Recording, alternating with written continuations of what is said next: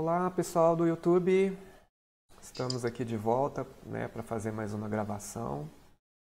Meu nome é Leandro, sou médico psiquiatra, né? A gente tem esse canal que chama Saúde Mental no Cinema, onde a gente faz uma correlação entre filmes, né, e a questão da saúde mental, né? Sempre eu convido alguém a indicar um filme, né, que tenha certo entendimento no assunto que será abordado, né? E o filme escolhido chama Alice Júnior, né? A gente vai falar um pouquinho sobre essa questão da sexualidade humana, a gente vai falar como é que isso pode trazer sofrimento, né? E o convidado dessa vez é o Gabriel, né? Ele é psicólogo, ele aceitou participar aqui do nosso canal, né? Disponibilizar esse tempo. E tomara que seja bem produtivo, assim, né? Que é um tema, pelo menos para mim, bem complicado de ser abordado, né? É um tema com conceitos recentes, com leis que toda hora muda aqui no nosso país, então a gente vai tentar clarear um pouquinho, né?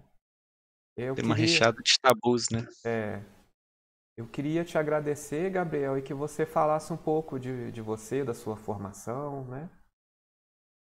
Bom dia, eh, meu nome é Gabriel Fernandes, eu sou psicólogo clínico, atendo a partir da abordagem da Gestalt terapia e sou mestre em psicologia pela UFMG também, eh, e pesquiso mais a respeito das relações entre suicídio, gênero e sexualidade. Atualmente no trabalho com a clínica, né, eu me dedico ao acolhimento a pessoas LGBTQIA+, desde sempre, na verdade, não só atualmente. Eh, e por isso até a indicação do filme, né, o filme Alice Júnior é um filme que ele vai conseguir trazer muitas dessas relações entre, saúde, gênero, sexualidade, em pauta aí. Mas bom, sobre mim é isso, quem quiser conhecer mais pode, eh me conhecer lá no Instagram, @gfpsicologia, e é isso. Beleza, vamos começar então, né, Gabriel? Obrigado pela participação. Eu coloquei, né, aqui a sinopse, eu sempre começo a falar no início do nosso bate-papo que a gente vai dar muito spoiler, então o ideal é a pessoa ir lá assistir o filme primeiro e depois voltar aqui pro canal para poder aproveitar bastante, né? Então o filme Alice Júnior é um filme que foi lançado em setembro de 2020, né? Ele chegou até passar na Netflix, né? Ele foi um filme, pelo que eu estava estudando, foi até contratado para ser um filme sessão da tarde, vamos falar assim, né? O estilo, né? Eu estava Hum, vendo, né? filme mais juvenil, né. Isso. Então eu vou falar um pouquinho sobre a sinopse e depois a gente aborda um pouquinho, né, Gabriel? Então, em Alice Júnior, a personagem Alice, né, que é a Anne Celestino, é uma adolescente trans, cheia de carisma, que investe seu tempo fazendo vídeos para o YouTube. Um dia, seu pai Jean é transferido pela sua empresa no Recife para Araucárias do Sul e eles precisam se mudar. Na nova escola, Alice enfrenta preconceitos a se deparar com uma sociedade mais retrógrada do que estava acostumada. O desejo da menina é dar seu primeiro beijo, mas antes de tudo quer o direito de ser quem ela é, né? É um filme assim, pela descrição, um filme de comédia dramática, vamos colocar assim, né? Pelo que eu li. E é um filme bem leve, assim, né, Gabriel? Eles até citam que não retrata a realidade brasileira, né? Isso, é um filme que se propõe a dialogar com um público jovem, né, assim, e acho que ele consegue fazer isso de uma forma muito boa, né, assim, ele é um filme que é muito imersivo, a gente se vê preso ali naquela narrativa, né.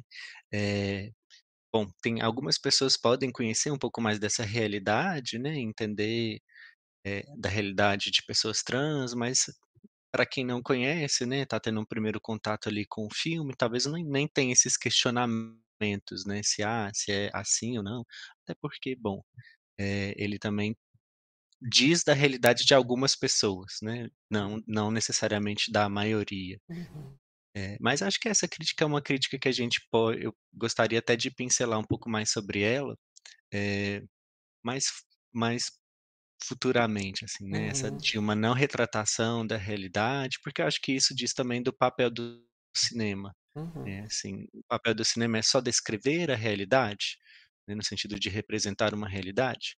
Que aí a gente poderia falar de um documentário, né, qualquer coisa do tipo. Será que não é papel do cinema também produzir novas realidades? Que quando a gente pensa em filmes LGBTs aí, Leandro, né, se a gente pegar, por exemplo, todos os filmes que foram produzidos aí década de 70, 80, 90 até anos 2000, você pode perceber que sim, que todos teriam um final trágico. uhum, Então, não tinha um filme em que o personagem, ele seria feliz no final. Tinha uma não era só uma certa representação da realidade que estava sendo descrita ali, tinha uma pedagogia, né, que era: essas pessoas elas não vão ser felizes, né, elas não podem ser felizes. Inclusive as pessoas, né, os diretores, assim, quando as pessoas escreviam filmes com finais felizes, eles não passavam, né, os escritores, eles tinham que mudar o final do filme que eles tinham escrito, enfim, para conseguir a adaptação. Porque tinha uma certa pedagogia que era: essas pessoas não são felizes, então a gente não vai produzir um filme que tenha um final feliz sobre isso. A gente começa a ver filmes mais leves, assim, sobre essas temáticas muito a partir de 2000 para frente, né, e ainda muito pouco. A maioria dos filmes, assim, com temáticas LGBTs, ela tem um caráter que é muito violento, por assim dizer, né, muito trágico, então todos tinham ou a pessoa morria ou por HIV/AIDS, ou ela era assassinada, ou ela se matava, né. Então, eu acho muitíssimo importante filmes que conseguem trazer um outro olhar para essa realidade, porque, bom, a realidade das pessoas LGBTs não é só violência, não é só tragédia, não é só essas mortes, né, existe muita coisa para além disso. E acho que quando as pessoas conseguem ver isso no cinema, elas conseguem pensar: "Bom, então um outro mundo é possível, né, é possível viver essa identidade, essa sexualidade de uma forma diferente". Eu acho que a Alice Júnior faz isso com uma maestria muito grande, assim, nesse sentido, né. Então, particularmente, eu não acho que essa crítica de: "Ah, o filme não representa a realidade das pessoas trans", para o cinema isso seja tão importante, porque não acho que seja papel do cinema necessariamente representar uma realidade, né, acho que o papel do cinema é muito para além disso, pode ser, uhum, por exemplo, criar novas realidades, né. uhum. Eu tô lembrando, Gabriel, né, eu gravei um filme sobre alcoolismo, chama Farrapo Humano, né? Eu- a crítica nesse filme era o contrário, né, do que a gente está fazendo aqui, que era assim, a questão do uso do álcool, uso prejudicial, era sempre colocado no cinema de uma forma brincalhona, né? A pessoa bebia, caía, aquela coisa, né, da palhaçada, né? Uhum, E esse filme, Farrapo Humano, acho que é de 1948, uma coisa 1950, ele veio para mostrar aquela realidade que o paciente perde tudo, enfim, pensa em se matar, tem crises assim, de abstinência bem fortes, né? E na época a indústria do álcool pagou para ver se o filme não ia para o ar. Eles não queriam uhum, deixar o filme sair para o ar, né? E o diretor uhum, ficou firme e manteve. Então foi o primeiro filme de alcoolismo e mostrou a realidade, vamos colocar assim, né? Então só fazendo um parâmetro, né? Para uhum. quem quiser acompanhar esse filme também tem no canal, gravei, né? E eu vou deixar na descrição também a equipe do filme ali de Alice Júnior, para quem quiser aprofundar, né? A atriz, o roteirista, que está falando sobre o filme. Acho que é um bate-papo bacana da percepção deles quando eles foram construir o filme. Acho que dá para aprofundar quem quiser, né? Perfeito, Leandro. Só mais um ponto a respeito dessa questão do papel do cinema, assim, tem um documentário interessantíssimo, até estava disponível também na Netflix, não sei se atualmente está, que chama Disclosure. em português, se não me engano, é Revelação. É um documentário muito interessante, porque ele pega as produções, cinematográficas que incluíram personagens trans, desde 1960, desde o cinema lá em preto e branco, né, até os dias atuais, pegam uma série de produções cinematográficas para analisar como as pessoas trans foram representadas no cinema desde 1960 até hoje. E é interessantíssimo, assim, o que eles trazem sobre como o cinema, né, ele cria uma certa representação das pessoas trans como uma subjetividade, né, a quem é direcionada nojo, né, assim, principalmente ou é nojo ou é aquele lugar, né, do cômico, assim, do palhaço, né, assim, ou a pessoa sente nojo ou ela sente graça, né. Nunca é nesse lugar de um protagonista, por exemplo, né, é sempre um personagem secundário, e é sempre um personagem que é muito problemático em muitos sentidos, né, assim. Esse documentário vale muito a pena ser visto para a gente pensar sobre como essas representações elas também vão mudando ao longo do tempo, né, e quais são as problemáticas, assim, de a gente ter uma representatividade única sobre determinado assunto. Hum. Vamos começar então a falar um pouquinho já, né, do tema, né, que seria a sexualidade. Eu até coloquei algumas definições, né, que eu tirei, né, para a gente começar a entender esses, enfim.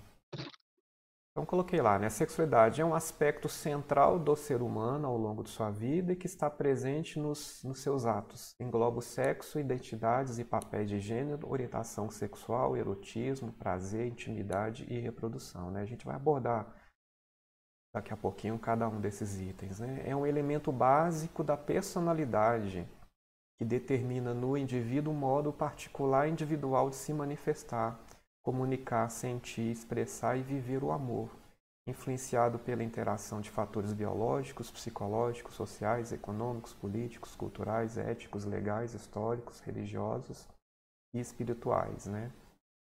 É a autoidentidade, é a própria existencialidade, logo é produto de aprendizagem, né? A gente já começou a falar sobre isso, o cinema como assim, tem esse papel de mostrar alguma coisa, de levar informação, né? O Uhum. próprio canal aqui, a gente está com essa ideia também de quebrar tabus, de levar informação de qualidade, né? E quando a gente fala sobre essa palavra, né, tem muita gente que só pensa na questão sexual e o ato sexual em si, né? Uhum, Eu lembro um filme também que eu gravei aqui no canal, Freud Além da Alma, quando ele fala sobre a sexualidade infantil, né? Tem uma cena do uhum. filme que ele é escrachado, assim, que não tem isso, que é um absurdo, é uma blasfêmia, né? Assim, então, assim, a roupa que uma criança escolhe para poder vestir já tem uma sexualidade ali, né? Ela está mostrando o que ela pensa, como é que ela se vê no mundo, né? Enfim, isso tudo engloba a sexualidade, né? Então tem a questão capitalista de vender produtos, de expandir, né? Eu vi um vídeo sobre a espiritualidade na Bíblia, a sexualidade na Bíblia, né? Então a pessoa falando de trechos assim, bem explícitos ali, né? Se a gente volta na Grécia Antiga, isso também era muito trabalhado. Então não é coisa de hoje, assim, né? Então, para quem desconhece, às vezes pode pensar, nossa, hoje só fala disso. Não, isso sempre foi falado, né? Só que naquela época não tinha mídia, não tinha Instagram, não tinha YouTube, né? Uhum. Se você quer comentar alguma coisa dessa parte de Eh, definição, né? Como é que você vê, como é que você... eu acho que talvez possa ser interessante a gente trabalhar a diferenciação entre a orientação sexual, que é o Uhum, que está mais ligado à sexualidade, para identidade, né, uhum. que também são 2 coisas muito confundidas aí atualmente, assim. Eu coloquei uma ordem que eu achei que ficou mais. mais didático, né? Porque é uma questão que gera muita confusão, assim, né, nas pessoas, né? Eu Uhum, coloquei o primeiro item, assim, o sexo biológico, que eu acho que é o que as pessoas mais têm facilidade para poder entender, né? uhum, Então, é aquilo que quando a criança nasceu ali, vai ter um órgão sexual, a genitália, né? E você consegue, às vezes, né, a gente vai falar um pouquinho que tem questões mais complicadas, né? Que são a questão do intersexo, né?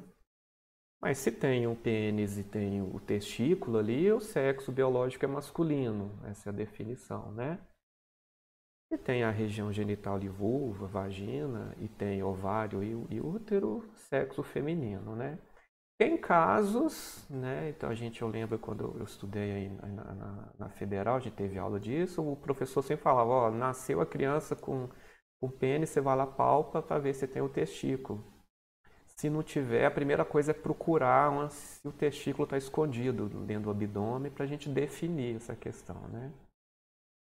E às vezes, numa investigação dessa, o negócio começa a complicar, porque não tem testículo, mas tem ovário. Então, assim, a pessoa tem um pênis, mas tem ovário. Aí fica, e aí? Aí tem que fazer um teste genético, né, para ver o material, o DNA, para ver se é XX ou XY, né?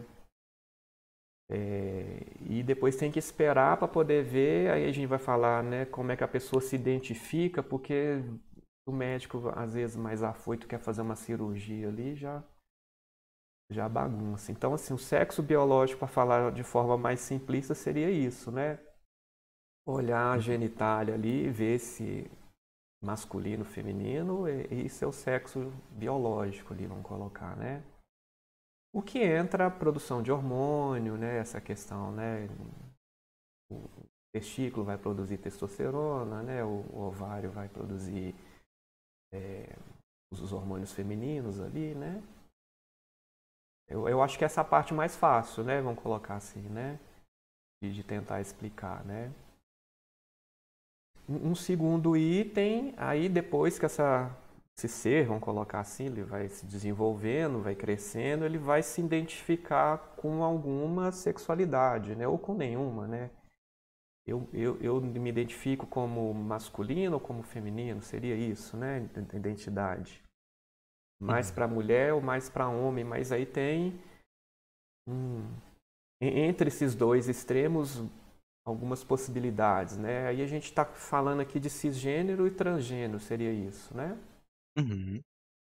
O cisgênero seria o quê? Eu tenho vamos colocar assim, um sexo biológico masculino e eu me identifico também como do sexo masculino, né? Ou a mulher que tem o sexo, né, o feminino, biológico, e ela se identifica como sendo do sexo feminino também, né? A cisgeneridade, né, assim, acho que para muitas pessoas pode ser um conceito novo, a palavra vem do latim, né, e significa do lado de cá, né, assim, que faz uma certa oposição ao termo trans, né, que é essa transição, assim, do outro lado. Atravessa, né? Isso.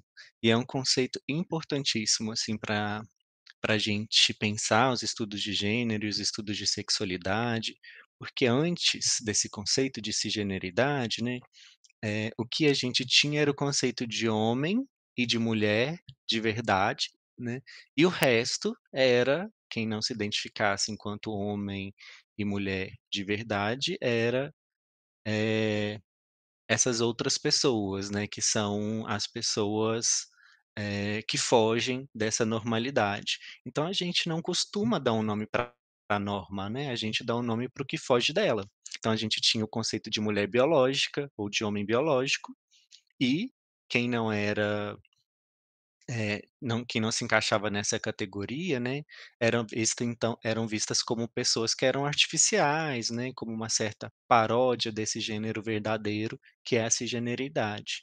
E aí quando a gente consegue nomear, né, a cisgeneridade, isso marca uma importante revolução mesmo, assim, dentro dos estudos de gênero e sexualidade, porque agora a gente consegue trazer estudos críticos, né, sobre a própria cisgeneridade. A gente não vai ficar falando só sobre, enfim, sobre o que que foge da norma, como por exemplo a transexualidade, a gente já consegue falar sobre a masculinidade, feminilidade, cisgeneridade, de uma perspectiva crítica, né, entendendo, enfim, vários pontos aí. Então acho que é um conceito que vale a pena, assim, a gente conhecer mais a fundo, conhecer a história dele, né. Uhum. Mas, resumindo é isso, né, quem não se identifica enquanto uma pessoa trans, provavelmente é uma pessoa cisgênero. O próximo que eu coloquei é a expressão de gênero, né? É como você demonstra o seu gênero pela forma de agir, de se vestir, de interagir, de se expressar, né?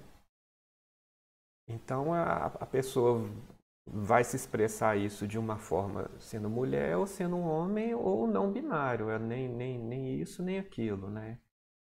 Como ela É, o mostra não para o mundo. binário, assim, o não Aham. binário eu acho que talvez, possa ter algumas problematizações de colocar enquanto expressão de gênero, porque, hã, atualmente, assim, as pessoas entendem a não binaridade como uma identidade, não como uma expressão de gênero, né, assim, então, por exemplo, uma pessoa ela pode ser não binária e ela não tem uma expressividade de gênero que seja essa andrógena, né, Uhum. por assim dizer.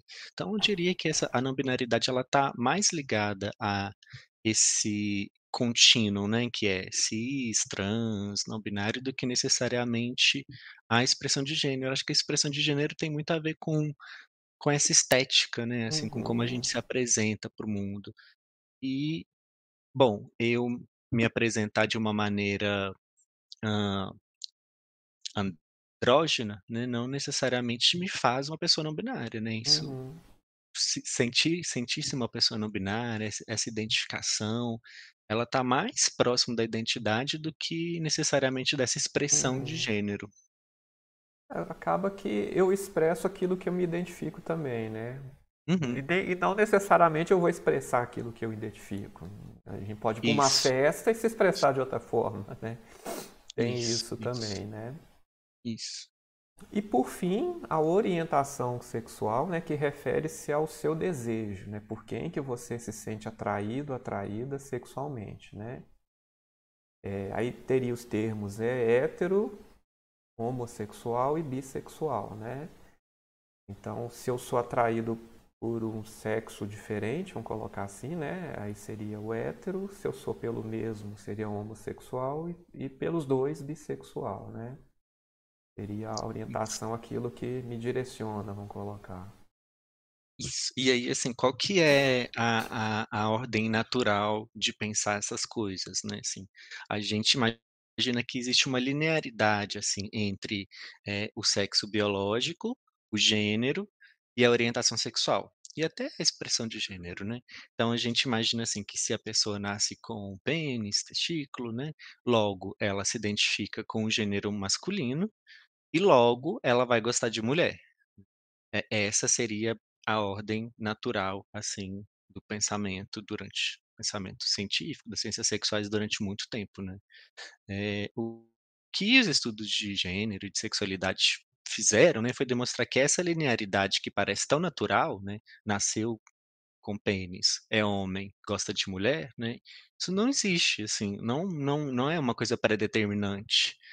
Pode acontecer de ser assim, né, mas Uhum, nada indica que, bom, é isso, né, vai ser assim. Não tem uma causalidade que implica você nascer com pênis, se identificar como masculino e gostar do feminino, uhum, né, isso pode acontecer em uma diversidade de arranjos gigantesca, né, assim, tem muitas possibilidades dentro dessas, dessas camadas, assim. No filme, por exemplo, né, ali a gente tem então uma pessoa que nasce com um sexo biológico que é considerado masculino, mas que se identifica com o gênero feminino, e que se identifica, portanto, enquanto uma travesti, uma mulher trans. Isso é uma possibilidade dentro dessas variações, uhum, que confunde muito a cabeça das pessoas, porque acha que a gente tem isso muito reduzido ainda hoje, né, a gente parece que a gente tem um destino muito único, assim, então, que é isso, pênis, homem, né, vagina, mulher. E aí, assim, eu acho que até a forma da gente categorizar esses órgãos, né, enquanto masculino ou feminino, já diz uma certa concepção binária de mundo, que não consegue abarcar esses corpos e essas subjetividades que fogem disso. A Lin, da Quebrada, que ela até participou do Big Brother, né, uma travesti, ela tem uma música muito interessante, eh, que chama Mulher, que tem uma parte dessa música que ela fala, assim, basicamente assim, ela tem cara de mulher, ela tem corpo de mulher, ela tem jeito, tem bunda, tem peito e o pau de mulher. Eu acho interessantíssimo como que ela tira então esse espectro, né, ali do masculino ou do feminino atrelado a um órgão genital e subverte isso, né, assim, por que que Uhum. esse órgão tem que ser considerado masculino ou feminino?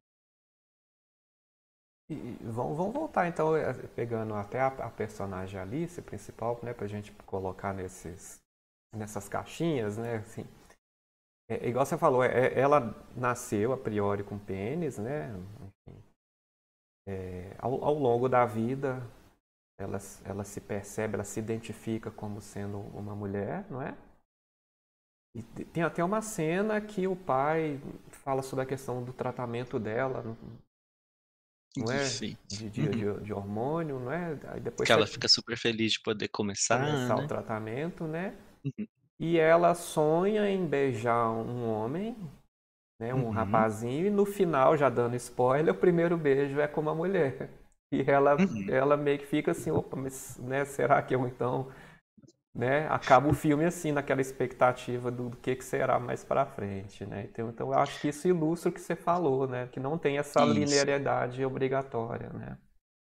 isso. E aí as pessoas, nossa, elas acabam se confundindo muito mais, porque elas pensam: "Bom, então a pessoa fez toda uma mudança ali", né, pensar no caso da personagem Alice, né, assim, que desse processo do masculino para o feminino, né, e aí, as pessoas pensam: "Então, bom, agora que ela está nesse espectro do feminino, né, talvez seja mais fácil vivenciar, então, uma relação heterossexual, né, uma relação com o homem, já que ela agora é uma mulher, né", sempre foi, mas enfim, nesse processo de identificação, eh, vai ser mais fácil para ela se relacionar, então, com um homem. E aí a pessoa vai lá e se relaciona com uma mulher. Então, aí as pessoas ficam pensando: "Poxa, mas você transicionou e, além disso, você fica com mulher, não tem uma coisa, não tem, isso não está errado?", né.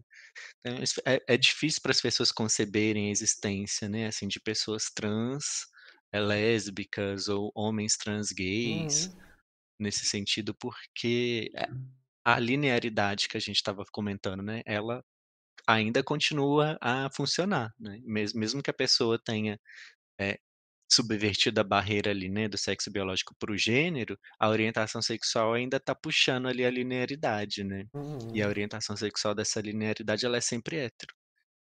Então, é muito interessante quando a gente vê essas representatividades sendo colocadas aí no cinema, né, de pessoas trans que não necessariamente são héteros, o que existe aos montes, né. uhum. Sobre a questão hormonal, você quer comentar alguma coisa? Ah, então, isso é uma questão legal, né, porque essa é uma questão que gera muitos tabus, assim, hoje na nossa sociedade. Tem um certo pânico moral a respeito disso, né, assim, dessa ideia de hormonizar as crianças, e isso é pauta aí para todo um eleitorado político, né, que se vale da desinformação para ganhar votos em cima disso, assim como em várias eleições a gente já viu, né, essas temáticas das sexualidades elas sendo um certo, eh, um certo aglutinador, assim, né, de ódio, que arrecada muitos votos, a partir dessa desinformação, querem tornar as crianças, né, querem fazer as crianças meninos virarem meninas, querem tornar os nossos meninos viadinhos e, enfim, coisas do tipo, assim. Então, o que não falta é desinformação a respeito disso. E eu acho que talvez o primeiro ponto aí pra gente, eh, conversar a respeito disso é que, bom, procedimento cirúrgico não é uma coisa que se faz em criança. Então, todas as cirurgias que têm a ver com uma afirmação de gênero, né, seja a redesignação, seja a mastectomia, qualquer cirurgia, assim, só é feitas em só podem serem feitas em adultos, né. Então somente com pessoas acima de 18 anos. A hormonização, ela atualmente, porque antes era a partir dos 18 anos, hoje, né, a partir de diversos estudos, a gente vê que ela é muito mais benéfica a partir dos 16 anos. Então a harmonização ela pode ser feita, né, já a partir dos 16 anos, só que ela não tem necessariamente, hã, efeitos, hã, como chama? Eh, a gente fugiu a palavra, mas efeitos irreversíveis, assim, né. Então por isso ela pode ser administrada aí já a partir dos 16 anos E sem nenhum se problema. parar, volta, seria isso, não é permanente. Exato, exato. O efeito não é É, permanente. A pessoa tem que continuar usando para ter aquela exatamente. Isso, consequência que ela deseja ali, né? Vamos colocar. exatamente. E então, bom, a harmonização ela pode ser feita a partir dos 16 anos, né.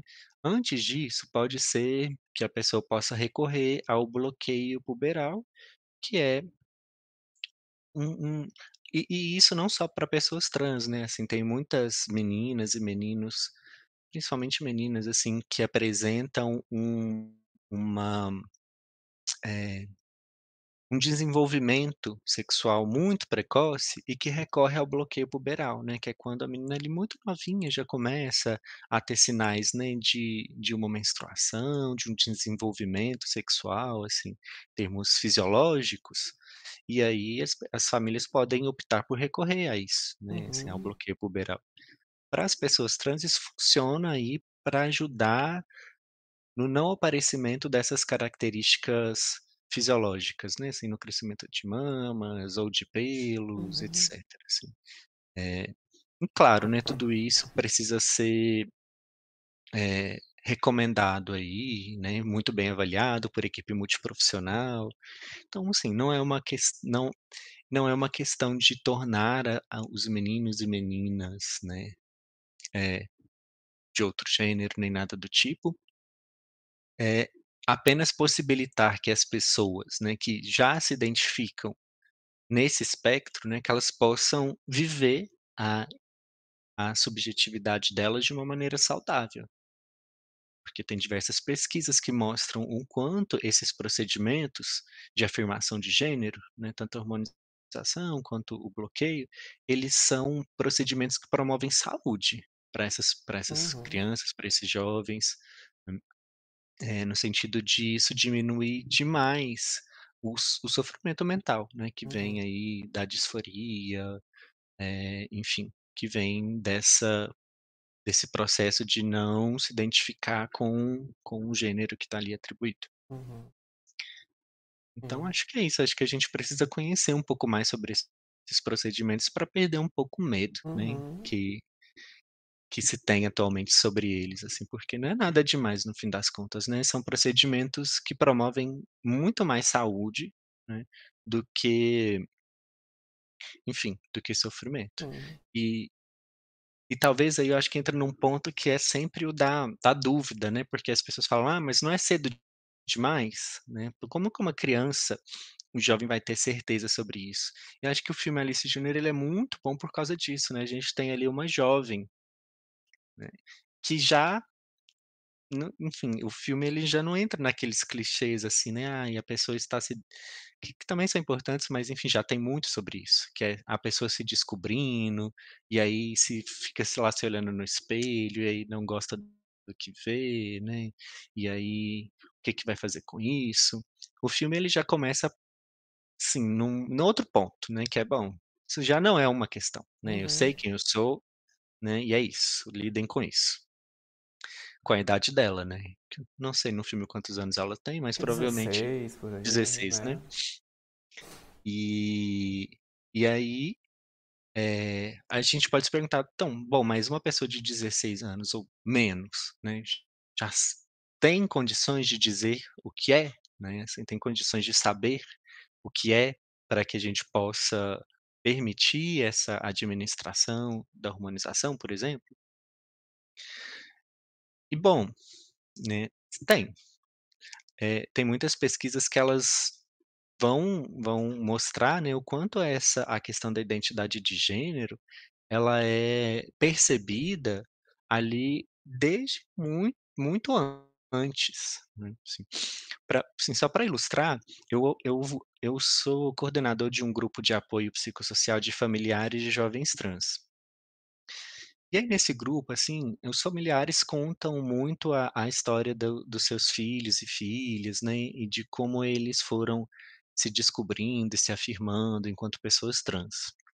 E aí a gente tem uma diversidade muito grande em termos de idade com que essas pessoas se afirmaram, sendo que você falar, né, é uma coisa e você se entender é outra, porque, por exemplo, eu posso me entender enquanto gay com 5, 6, 7 anos de idade e só falar sobre isso com 40 anos. Para as pessoas trans passa um pouco pelo mesmo processo, assim.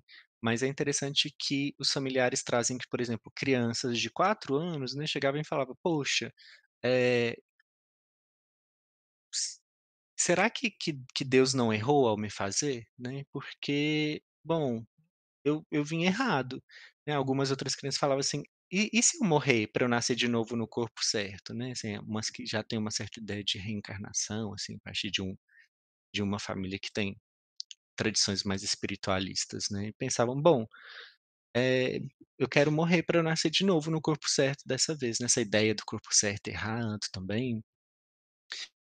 Então, bem, essa idade com que as pessoas elas entendem a identidade de gênero, algumas pesquisas apontam que mais de 80% das pessoas trans, elas se tornam conscientes, né, eh, dessa identidade aproximadamente aos 8 anos de idade, né, antes delas deixarem a escola primária.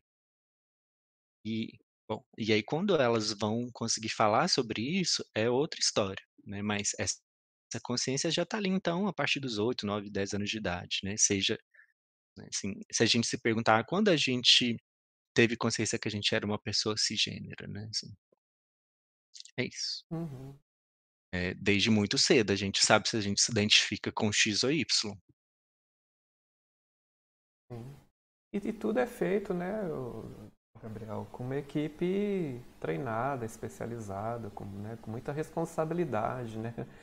Não é igual é noticiado, assim, igual você fala em propaganda política, né? Tem, igual você falou, tem equipes. Eu lembro que quando eu estudava lá na Federal, eu trabalhei em Belo Horizonte, a gente sempre tem equipes bem grandes e um tratamento não é tão rápido, né? Vamos pegar um exemplo assim, um pouco diferente, que é a cirurgia bariátrica, por exemplo, né? O SUS preconiza 2 anos que essa pessoa acompanhe antes de fazer a cirurgia para preparar, para tirar, né, um estômago, vamos colocar assim, né?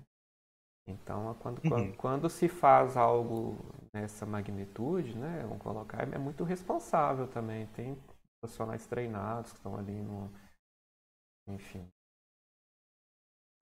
Isso. E se a gente pensar, né, assim, para a juventude, né, assim, não tem nada determinado. O que que você pode oferecer para essas pessoas é suporte, Uhum, não é hormônio, cirurgia, né, assim, uma criança de 8, 9, 10 anos de idade não tem nada ali no médico que sirva para ela, né, uhum, nada. O que tem é apoio, apoio no sentido dela poder vivenciar a identidade dela de acordo com, enfim, o que ela quer, né, então uhum, é muito a partir desse sentido, né, assim, de uma possibilidade delas serem quem elas são nos diferentes contextos. E aí passa pelo apoio familiar, principalmente, né, porque, eh, precisa dessa permissão dos pais deixarem a pessoa não ser o que eles esperavam. Hum. E aí é muito difícil para os pais, né, os pais é. também precisam passar por esse processo de sair do armário, né. Eu coloquei a figura da relação, né, de Alice com seu pai, né? Quando ele Uhum. chega para poder falar que eles vão ter que ir pro sul, né, do Brasil, Ele com Uhum, aquele jeitão mais sério, mas assim, eu acho que é um pai que todo mundo queria ter, assim, né? Seja hum, cis, seja trans, seja, uhum, enfim, hétero, mas uhum, que é um parceirão mesmo, assim, né? Ele uhum. compra a ideia, apoia. Isso aí. Logo nos primeiros minutos, né, do filme já dá para perceber, assim, que a relação familiar dela não vai ser um problema no sentido da Uhum. identidade dela, né. O que está em pauta ali não é ela ser uma menina trans, né, o que está em pauta ali é eles terem que se mudar de cidade, né, e o problema inicial é esse.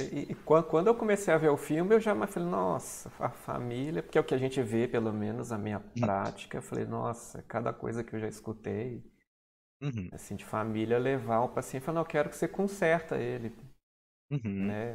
Ele não quer virar homem, não. Como assim, conserta? uhum, É um carro, a gente, eu sou mecânico agora. Então, uhum, assim, eu achei bem bacana essa questão para a gente poder abordar, assim, como é que isso faz a diferença. Eu acho não só na sexualidade, a minha opinião pessoal, os transtornos mentais no geral tem muito a ver com a relação familiar. Assim, eu acho que na minha opinião é número um, assim. Né? A gente vê casos de ansiedade, depressão, assim, eu acho que a gente vai escutar, tem um pepino ali, tem uma coisa que foi mal resolvida, né? A gente tem casos, óbvio, bem graves de abuso, de violência, né, dentro da família e que ficam ali, né, enfim. uhum, Mas esse filme destoa por isso, né, assim, já desde o primeiro momento ali a relação dos dois é muito boa. Um escuta o outro, né, ah, enfim, vou ter que mudar de estado, né? Eles estavam no Nordeste, eu vou ter que ir lá para o Sul, por causa de trabalhar, e é isso, Alice, né? E uhum. a Alice E aí vai, ela né? tem que mudar de escola, né. E aí o desafio de chegar numa nova escola que é uma escola católica. E aí acho que é um ponto muito interessante, porque muito no filme é muito interessante como eles descrevem isso, né, assim, eh Ele vai aos pouquinhos, né? Dando, ó, é isso, é do sei lá o que de Deus, ele vai aos, fala, isso. meu E os Deus, sons que vão sendo feitos, né, né? tipo, quase uma coisa de terror, assim, Sim. tipo, como assim, né? E aí ela chega lá nessa escola, né, nessa nova escola, enfim, eh, Chega chegando mesmo, chega né? Ela, igual você chegando, né. colocou, a questão da identidade dela, ela não tinha dúvida. Ela foi, não, eu sou mulher, tô indo, né? E a primeira pessoa com quem ela se esbarra, né, basicamente, assim, é com a diretora, né, que faz muita questão, assim, de barrar ela, né, de ser explicitamente transfóbica, assim.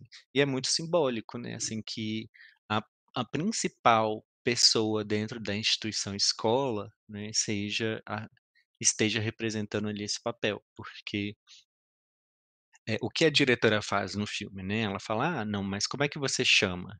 Aí a Alice fala: "Alice Junior", fala: "Não, mas aqui não está esse nome". Aí ela vai e fala o nome morto, né, da Alice, e fala assim, manda buscar um uniforme masculino pra ela, e bom, aí ela consegue usar o nome social a partir de alguns professores, né, que Eu se acho que foi um sensibilizam nesse só, sentido. que eu me lembro, É, né? Foi só um professor de professor história, que né, se eu não me engano. ajudou ela no final, né? Enfim. Isso. E aquela cena, deixa eu falar mais pra frente também, né? A primeira pessoa, o primeiro estudante também foi o que cometeu as violências todas, né? Naquela cena. Mas ela não encara ele, né? É, ma Aquela, ma antes desse ponto, assim, né, eu acho que pensar as relações aí entre essa escolaridade, a religião, né, o fato dela estar num por que que o fato dela estar num colégio católico, né, se apresenta como um terror para ela, né. Porque, bom, historicamente a gente sabe que as grandes religiões não são necessariamente um berço de acolhimento para pessoas, LGBTQIA+, de forma geral. Então ela já sabe que o que ela vai enfrentar ali, né, é uma batalha, assim, por assim dizer. Eh, e com relação à escola, tem alguns dados, né, assim, que mostram que não vão falar de evasão escolar, quando a gente está falando de população trans, né. Esses dados, eles dão o nome de expulsão escolar, né, porque para pessoas trans, né, não é um ambiente que elas deixam de ir, porque elas, enfim, não querem estar ali. Elas são expulsas desses ambientes, né, elas não podem estar nesses ambientes, porque senão elas, enfim, vão ser violentadas seja pela diretora, né, seja pelos colegas, pelos funcionários, enfim, não é um espaço que permite, né, assim, a existência dessas pessoas. Por isso, né, assim, que o índice de escolaridade, dentro da comunidade trans costuma ser baixo, por isso que a prostituição, né, ela ainda hoje é a a porta da empregabilidade, né, porque, bom, para muitas pessoas, assim, esse terminar o ensino médio, eh parece ser possível se escondendo, né, então mesmo sabendo, assim, que você é, né, você não mostra, e aí você consegue terminar esse ciclo, para depois você conseguir, passar, se afirmar, né. Atualmente a gente consegue Atualmente tem escolas que são mais inclusivas, né, então acho que hoje em dia, não s não só porque as escolas querem, né, mas porque hoje existem leis que vão possibilitar que essas pessoas elas sejam respeitadas, né, e tratadas pelo nome social, né, que elas possam utilizar o banheiro com o gênero que elas se identificam, enfim. Então, a partir do avanço das leis nesse sentido, as escolas elas têm se adequado um pouco mais para conseguir receber essas pessoas, né. Eh, bom, é uma questão de inclusão e diversidade, né, da mesma Uhum. maneira que a gente pensar em inclusão e diversidade de pessoas com deficiência, etcétera, fazendo um certo paralelo aqui que, enfim, uma questão corporal, né, para as pessoas trans também passa por uma ideia de inclusão e permanência, né. Eh E bom, é isso. Com relação à evasão escolar, depois eu vou colocar aqui o link das pesquisas que eu estou tirando esses dados, né, de 80% que eu comentei lá atrás, da evasão escolar. E com relação à família também, né, assim, eh, a gente entende a família como um núcleo de proteção aos jovens, né, assim, é aquele primeiro núcleo dali onde a gente espera a proteção, é uma fonte de amor, de suporte, de segurança, né. Mas que para as pessoas LGBTs, em especial para as pessoas trans, né, a família ela costuma ser o locus da violência. Então é o primeiro núcleo ali de violência para aquelas pessoas. E tem uma pesquisa, muito grande até, que estima que no Brasil, né, que as adolescentes trans elas são expulsas de casa, da casa das famílias, com 13 anos de idade. Eh Então imagina, assim, o que que é você ser expulso da sua casa com 13 anos de idade, sem condições, né, ali de se sustentar, seja emocionalmente, seja financeiramente, né, assim, se a gente conversa com pessoas trans mais idosas, né, elas têm muitas histórias sobre isso, né, sobre como foi esse processo de ser expulsa, de como foi, enfim, se virar nesse mundo, né. Atualmente, a gente percebe que, eh com mais informação, né, assim, os pais têm conseguido acolher isso um pouco mais, assim. Então, os pais costumam estar dando mais apoio, né, assim, para esses processos, ou pelo menos não, enfim, não lidando de uma maneira eh, tão cruel, né, assim, que é uma expulsão de um jovem de 13 anos de casa por conta de uma identidade de gênero, é muito cruel. Uhum. E só para finalizar essa parte, assim, tem uma pesquisa que é da Isabela Vitral Pinto e de mais pesquisadores, que é sobre o perfil das notificações de violências em pessoas LGBTs registradas no Sistema de Informação de 2015 e 2017. E aí essa pesquisa, ela mostra que a principal a principal fonte de violência, né, assim, das denúncias, de pessoas LGBTs nesse sistema de informação é da família. Então, bom, a gente tem aí uma tríplice, né, assim, a família, a religião, a escola, enquanto pontos de exclusão, né. Uhum, E sim, quais os impactos disso na saúde mental de uma pessoa, né, porque se você primeiro, se você não é amada pelo ser mais poderoso do universo, né, pensar numa divindade, independente da religião que estejamos falando. Segundo, você não é amada pelos seus familiares. Terceiro, né, você nem pode ter uma educação, nenhuma escola você pode frequentar, então bom, assim, o que que sobra, né, que direito à vida existe aí? uhum, E, bom, no filme Alice, como ela tem o suporte familiar, essas coisas mudam, né. Ela consegue estar numa escola e o pai dela briga, né, assim, para que ela consiga ter os direitos dela acessados na escola, ela consegue ser quem ela é, enfim, ela consegue ter uma vida muito diferente, porque ela tem suporte, ela tem apoio, né. uhum. A cena que ele leva, né, o tablet e mostra a advogada, né? Uhum, Depois fala até do perfume que ela tá usando, que foi ele que criou. Então, assim, ele exerce um poder ali sobre ela ali, né? E que uhum, modifica. E aquela cena que ela acaba fazendo xixi na sala de aula, né? Assim, ela já uhum, estava decidida a sair da escola, ela repensa, mas ela repensa graças a esse apoio de pai, da questão financeira, a questão legal, né, aqueles amigos que grudaram com ela, né? Então, assim, foi um facilitador que, infelizmente, não é a realidade que igual a gente está comentando, né? Assim. isso. E aí tem outras pesquisas que mostram o quanto é recorrente, problemas, eh, urinários, assim, de nesse sistema urinário, né, de modo geral, em pessoas trans. Pela dificuldade, né, de acesso ao banheiro, que é uma coisa tão simples, né, Uhum, para pessoas cis, de modo geral, sim. né. Eu coloquei até um livro do Andrew Solomon, né? Não sei se ele escreveu um livro sobre isso, chama Longe da Árvore, né, que aborda isso, pais, filhos e a busca da identidade, né. Ele já tinha escrito o Demônio do Meio-Dia, que é sobre o quadro depressivo dele, né, que ele passou.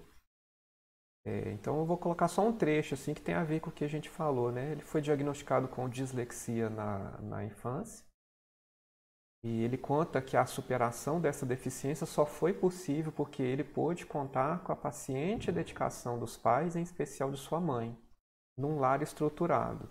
Criado num ambiente privilegiado, a culta classe média judaica de Nova York, ele, né, sempre teve acesso a todo o afeto e atenção terapêutica necessários ao tratamento. Entretanto, quando sua homossexualidade latente transpareceu na adolescência, os mesmos pais que sempre o haviam cercado de carinho e compreensão reagiram com intolerância e vergonha.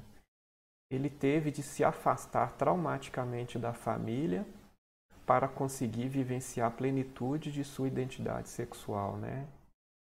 Que fala sobre isso. Até o livro, né? A capa do livro é um barquinho no meio do mar, né? E duas árvores, vamos dizer assim, deve estar dentro de um vaso ou coisa, né? Aquela ideia assim, que uma árvore vai lançar a sua semente ali perto, né? Então os filhos vão estar sempre por perto de uma árvore ali, né? E o ser humano é o único que é capaz de jogar longe as sementes geradas por ele mesmo, né? Não dar carinho, não nutrir, né? Enfim. Por crenças que, enfim, criadas, né? Eu acho que é tudo, enfim. Será que existe um Deus mesmo que quer o mal para alguém? Eu fico me questionando, sabe? Eu acho que talvez a gente possa pensar, Leandro, né, assim, no próprio papel da ciência nesse processo todo, né, assim, que tem um papel gigantesco, né, na forma como a gente, hã, cria essas crenças, né, e no próprio sofrimento mental dessas pessoas, né, assim. Então acho que a além da religião, né, porque aí a gente passa por essa uma certa tríade, né, assim, de ver as pessoas LGBTs primeiro enquanto pecadoras, né, pelo ordenamento jurídico enquanto criminosas, e pela ciência enquanto doentes, né. E atualmente um misto, né, uma mescla dessas 3 coisas. Mas, como a gente está aqui falando sobre saúde mental, eu acho que pode ser muito interessante a gente pensar o papel da psiquiatria, da psicologia, né, nos processos de adoecimento dessa população, porque foram disciplinas que contribuíram muito significativamente para isso, né. Uhum. Aquele filme O Jogo da Imitação, né? Ele retrata essa questão, né? Do Alan Turing, que criou o computador, né? Uhum, Ele foi pego no final, né? Ele se declara homossexual. Ele tinha duas opções na época, 1948. Ou ele declarava que ele era doente, uhum, então ele teria que fazer um tratamento químico, né? uhum, Ou ele falava, não, não sou doente, ele seria preso, né? Porque que era um crime, né? uhum. Na época ele opta pelo tratamento, os remédios super fortes, ele acaba se matando, né? Assim, é bem triste o final, assim, né? Mas é igual você colocou, o DSM retirou a questão de homossexualidade, né? Homossexualismo como doença há pouco tempo, né? A Uhum. OMS atualizou, se eu não me engano, em 1990. É o CID-10 lá que classifica doenças, né? É, e a transexualidade ela foi despatologizada, né, aí tem que 2 anos, 3 anos? E é isso, né, assim, a gente tinha inicialmente a homossexualidade, né, lá enquanto um transtorno, né. Se a gente pensar, assim, a história, né, assim, da patologização sexual, ela qualquer prática, né, inicialmente que ela não tivesse um fim procriativo, né, ela já era patologizada. A própria masturbação e toda a guerra que se fazia, né, contra o onanismo, o prazer solitário, então todas as práticas que de alguma maneira elas não se encaixassem nesse ideal de reprodução, elas foram patologizadas, né. Com o tempo, algumas foram sendo mais aceitas, permitidas, né, e outras continuaram lá dentro dessa lista de classificações. Eh, a transexualidade, ela estava dentro de uma classificação, nos manuais, estatísticos e diagnósticos de transtornos mentais, e na classificação internacional de doença, né, o CID, o DSM, que se relacionava aos quadros de transtornos mentais. Então, inicialmente, a ideia era a transexualidade já foi muito pensada como uma psicose, né, nesse sentido da pessoa se ver enquanto algo que ela não é, eh, e muito enquanto um problema de saúde mental também, né.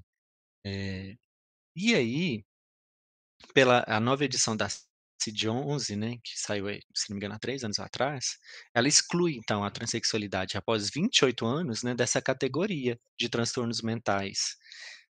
Não é uma despatologização completa, porque a transexualidade ela sai desse lugar, né, dessa categoria de transtorno mental, e ela passa a integrar outra categoria, que é a categoria de condições relacionadas à saúde sexual, que é a mesma categoria que está, por exemplo, a gravidez, né, que são coisas que não são doença, mas que precisam de uma assistência médica. E isso é meio que um certo uso estratégico de um diagnóstico, né, por assim dizer. Então, se as pessoas elas precisam de um acesso médico, precisa ter um diagnóstico ali. Então vamos colocar um diagnóstico que ele não seja patologizante nesse sentido? E aí hoje ela conta lá como incongruência de gênero, que também é um nome horrível, né, porque ele dá a ideia de que então existe um gênero congruente e um incongruente. Eh E bom, e isso também está dividido em fases, né, tem as incongruências de gênero na infância, adolescência e vida adulta. Os da infância e adolescência, tem um texto maravilhoso, assim, da Sofia Faveiro com a Paula Sandrine Machado, que elas discorrem sobre o quanto esses diagnósticos eles partem de perspectivas benevolentes de um cuidado na infância, porque eles não têm utilidade nenhuma, no fim das contas, assim, né, assim. É é o mesmo que você pensar, então, se a gente está diagnosticando crianças trans, a gente vai passar a diagnosticar criança cis, né, faz sentido a gente falar: "Ah, essa criança é cis ou essa criança é hétero?", né, assim. Tá, isso vai mudar o quê? O que que em termos médicos, né, o que que você vai fazer com isso? Para pessoas adultas faz, porque a partir disso elas podem começar, né, elas podem, eh, recorrer, né, a procedimentos ali que, enfim, são procedimentos que precisam de um certo aval médico. E aí, assim, acho que a gente precisa pensar um pouco quanto essa história da patologização, ainda que ela tenha mudado recentemente, né, tenha havido essa despatologização aí, ela foi uma história que circunscreve, assim, a experiência das pessoas trans, né, a um aval médico. Então, para uma pessoa trans, assim, ela conseguir antigamente, né, uma hormonização, uma cirurgia, ela tinha que chegar lá no psiquiatra, passar no psicólogo, e ela precisava falar exatamente o que o psicólogo e o psiquiatra queriam ouvir. Então vamos supor que fosse uma pessoa trans feminina. Se ela chegasse lá de calça jeans, cabelo curto, né, ela já era barrada, ela não ia conseguir. Que bom, como você é uma pessoa trans mulher e você vem parecendo um homem? Não, isso tá errado, né. Então os profissionais eles ocupavam o lugar de dizer, eh, quem era a pessoa trans verdadeira, né, e quem não era, né. Então eles tinham um poder, gigantesco, né, sobre a subjetividade dessas pessoas, de conceder ou não acesso a elas, né, e o quanto a autonomia dessas pessoas ela era massacrada, né, foi massacrada pelo poder médico, pelo poder psicológico, porque também era prescrito, né, que elas tivessem que fazer 2 anos de terapia, né, pra ter certeza que era isso que elas queriam. Então a ideia, né, assim, de uma autonomia dessas pessoas com relação ao próprio corpo, à própria identidade, ela foi minada durante anos, anos e anos, pela experiência médica, o que produz muito sofrimento. Então, atualmente, assim, que tanto o Conselho Federal de Medicina, quanto o Conselho Federal de Psicologia têm conseguido pautar essas identidades aí, não mais a partir da patologização. No entanto que vou deixar os links aí também, né, mas a resolução 01 de 2018 do Conselho Federal de Psicologia, e aí, veja bem, a gente está falando essa resolução ela saiu antes da CID-11 ter sido atualizada, então o Conselho Federal de Psicologia, ele antes da despatologização oficial, ele já tinha uma resolução que, orientava os psicólogos, né, no tratamento a pessoas trans, por exemplo, eh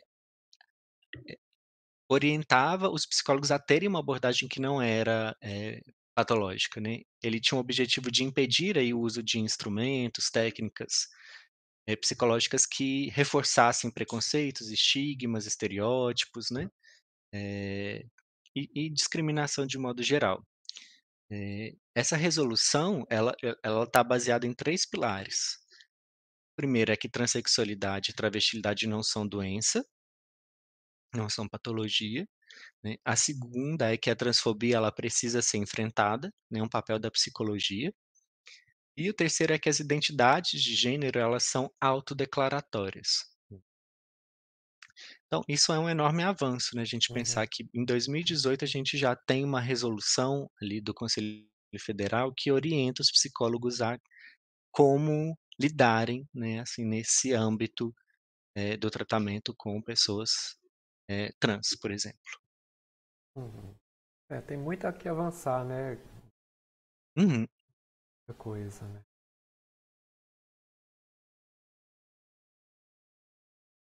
Eu coloquei uma frase para a gente fechar essa parte, né, da família, para a gente já prosseguir, né, do jornalista chamado Alan Johan. há um conflito de sonhos, né? Os pais sonham com o filho idealizado e os filhos sonham com o amor dos pais pela pessoa que eles realmente são, né? Uhum, O que fecha o livro do André Solomon, né? É que cada capítulo, né? Quem quiser ler, ele fez um estudo das pessoas que sofrem preconceito. Então ele falou sobre os surdos, quando a pessoa é surda, esquizofrenia, autismo, síndrome de Down, enfim, a questão sexual, né? Ele fez um estudo de cada grupo e mostra como é que isso é impactante, né? Como é que a família é importante, né? Justamente por causa dessa expectativa, né? Mais para frente eu quero gravar um vídeo só sobre a família para a gente poder abordar essa questão de um lado a negligência total, o abandono, né? E do outro lado eu vejo aquela expectativa, o filho como um projeto de vida, um filho como alguém que vai continuar ou vai ser o que eu não pude ser, sabe? Mais para frente eu uhum. queria aprofundar nesse tema. Eu tenho alguns capítulos de livros sobre suicídio, assim, que tem dentro desses capítulos, né, eu falo muito sobre a família, porque são capítulos sobre suicídio de pessoas LGBTs e um sobre específico sobre pessoas trans.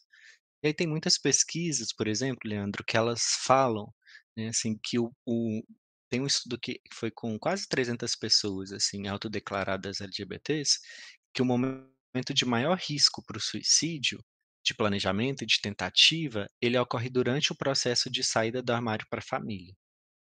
Então esse momento de um coming out, assim, de um sair do armário, que geralmente acontece ali para os jovens, né, que ainda não se veem com um apoio financeiro para dar conta da vida sozinho, ou emocional para conseguir pensar uma existência sem o amor dos pais, por exemplo, né, ele é um momento de muito medo, né, porque ao se declarar você pode perder tudo, né, você pode perder o amor dos seus pais, perder, enfim, os seus acessos, perder você pode ser expulso, né.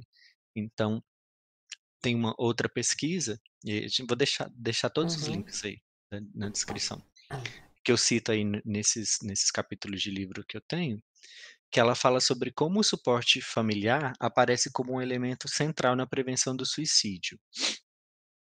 Nessa pesquisa, eles identificaram, né, que o risco de tentativas de suicídio aumenta em 20% nos ambientes em que não há apoio, né, à orientação sexual.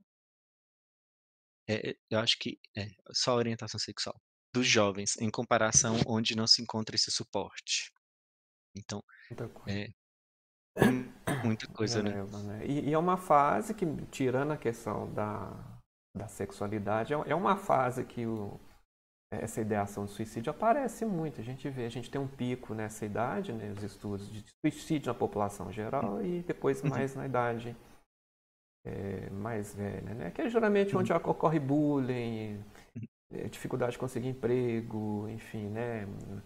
Às vezes envolvimento com álcool, com briga, né? Enfim. Então você imagina que aumenta em 20% algo que já é alto, vamos colocar assim, em geral. Uhum. Então, assim, é bem preocupante, né? E é isso, assim, geralmente uma crítica que eu faço aí nesses capítulos está ligada à ideia de como esses índices eles são retratados, né, porque geralmente eles colocam os índices assim, a ser uma pessoa trans ou LGBT enquanto um fator de risco para o suicídio. Então é como se o fato de você se identificar ali, né, enquanto parte dessa comunidade, automaticamente já faz com que você, tenha um risco elevado de suicídio. Só que quando a informação é dada dessa forma, o que a gente entende é que você ser X ou Y faz com que você tenha uma tendência ao suicídio, né. Uhum, Quando o que as pesquisas, né, que vão explorar os fatores de risco e de proteção, e não só trazer esses dados, mostram, é que não é o fato de você ser uma pessoa trans que faz com que você tenha uma tendência com que você tenha maiores chances de recorrer ao suicídio, é a transfobia, uhum, né, é a violência que você sofre. Então, se você é uma pessoa trans e tem apoio, essas chances elas vão ser Uhum. reduzidas, né, Sim. então não é o fato de você ser uma pessoa X ou Y nesse sentido que vai aumentar as suas chances, né. É Tem a ver diferente, é com igual a questão do cigarro, né? Não tem nada a ver, né? O fato de fumar, né? A pessoa está fumando aquilo. Agora a pessoa trans, então é como se fosse uma variável a ser alterada, né? É só você não ser que diminui o risco, né? exatamente, abre margem para isso, né. Né? Abre margem para pensar esses processos de cura, né, cura gay, cura trans, que estão, assim, a todo vapor aí nas áreas, né, de Uhum. psicologia, psiquiatria de modo geral, assim, tem É. bastante. Como se fosse assim, você está sofrendo é porque você quer, você que escolheu isso, né? Fica uma coisa parecendo assim, né? Passa muito por É. aí, assim, e tem muitas instituições que elas utilizam esses índices, né, assim, de o maior taxa de suicídio dentro da população trans para falar: "Bom, né, assim, essas pessoas elas morrem muito mais, né, então, eh, aqui a gente tem uma justificativa para não permitir a transição. Então não pode ter acesso aos Uhum. hormônios, às cirurgias, porque aqui o desfecho é esse daqui, ó". Uhum.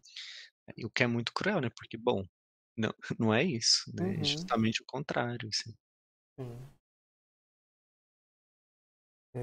Eu coloquei mais um slide, a gente já até começou a falar, né, sobre os direitos, né? Acho que é importante a gente falar, coloquei até a cena da diretora e o pai com o tablet mostrando para ela com aquela cara de desdém, né, assim. Uhum, Eu acho que essa atitude desse pai de levar o tablet, de ter uma advogada, né? Tem uma uhum, advogada ali com uma uhum, habilidade muito grande, assim, ela até debocha, ah, você não sabe até uhum, hoje, né? Nos dias de uhum, hoje, né?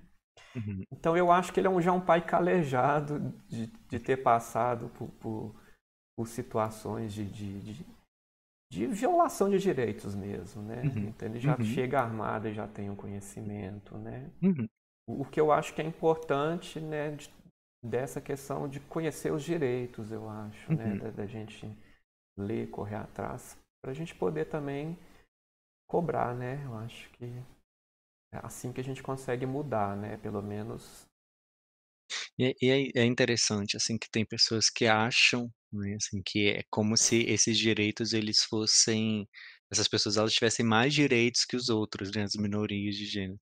Então a gente está falando de direitos tão básicos, né, como direito a poder estudar, né, direito a poder Usar o banheiro, usar o banheiro, né. Bom, são direitos que a gente nem universais, né? são direitos que estão dados para o resto das pessoas e que algumas pessoas não têm, e que elas precisam de leis específicas para conseguir acessar isso, porque o que você tem, sem nem precisar de uma lei para isso, outra pessoa não tem, né. Uhum.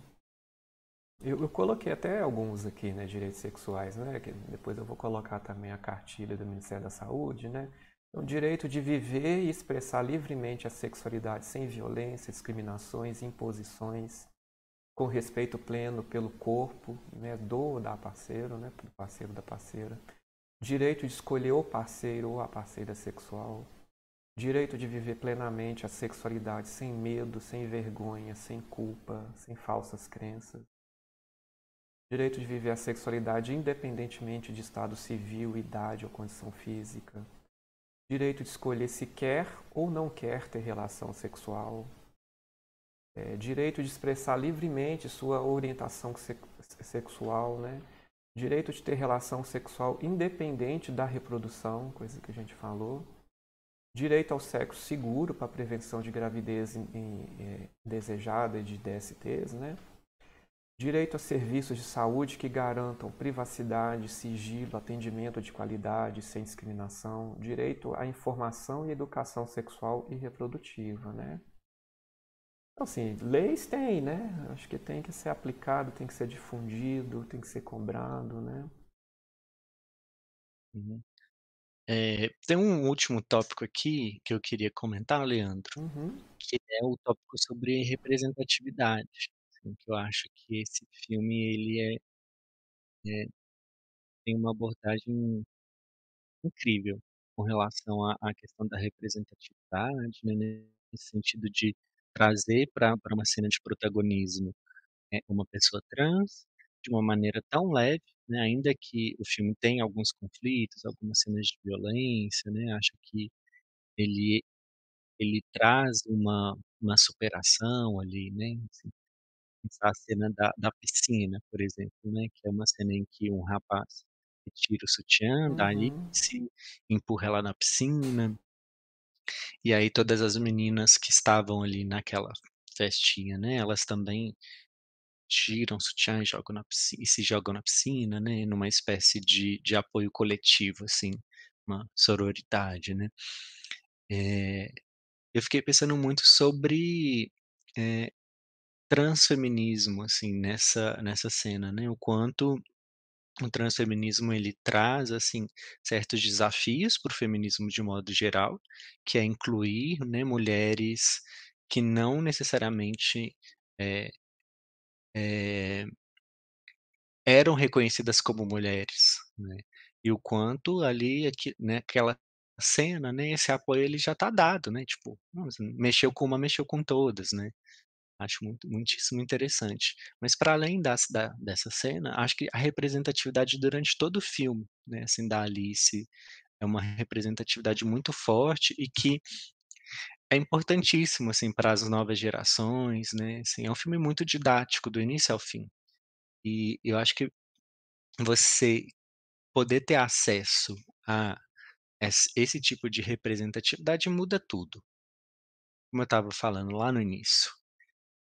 Bom, se você é um jovem, né, e que está assistindo e que não se entende muito bem, que pensa: "Ah, eu sou diferente de todo mundo", e aí você começa a pesquisar sobre isso e assistir uns filmes, e todos os filmes eles mostram, né, esses desfechos de violência, bom, o que que você aprende com isso?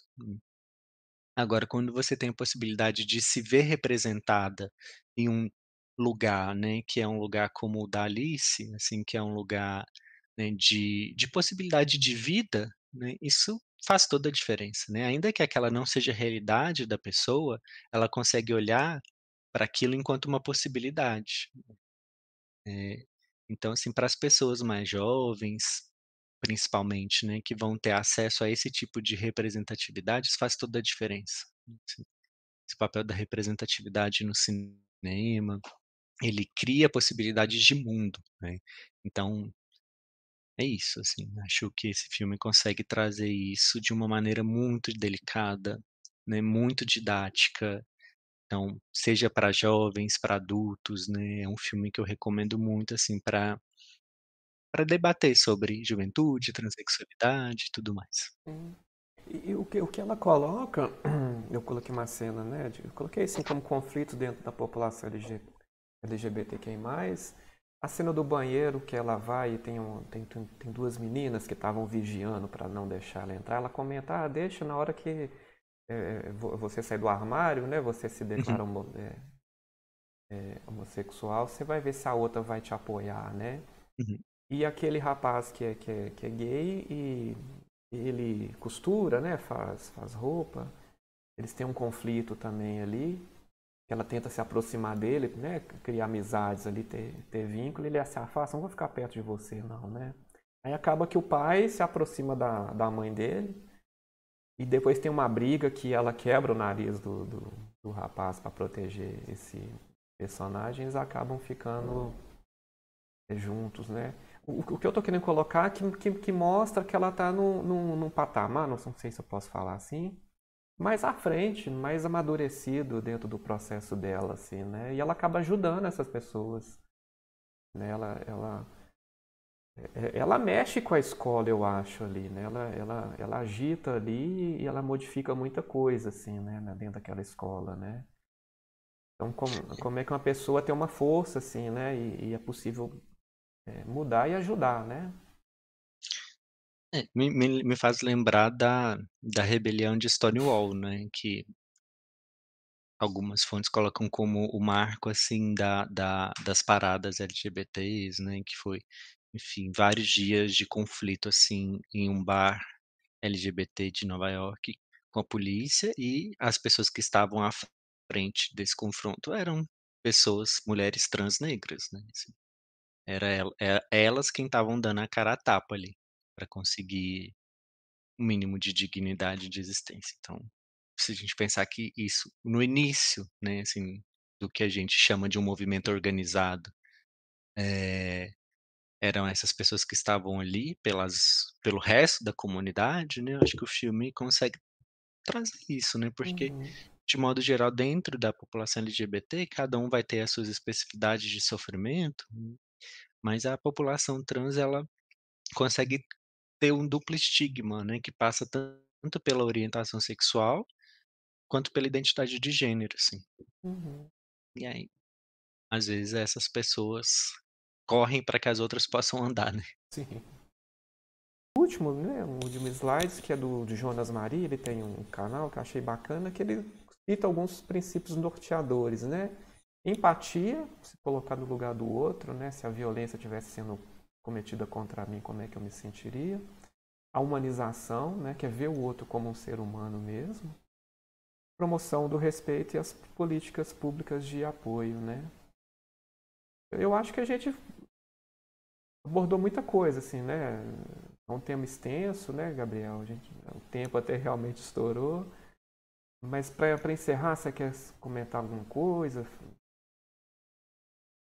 Gostaria de agradecer o convite, dizer que foi um prazer estar aqui conversando sobre esse filme tão interessante. Espero que as pessoas possam assistir ao filme aí, e depois assistir o vídeo aqui sobre essa análise a partir de um aspecto mais de saúde mental que a gente produziu.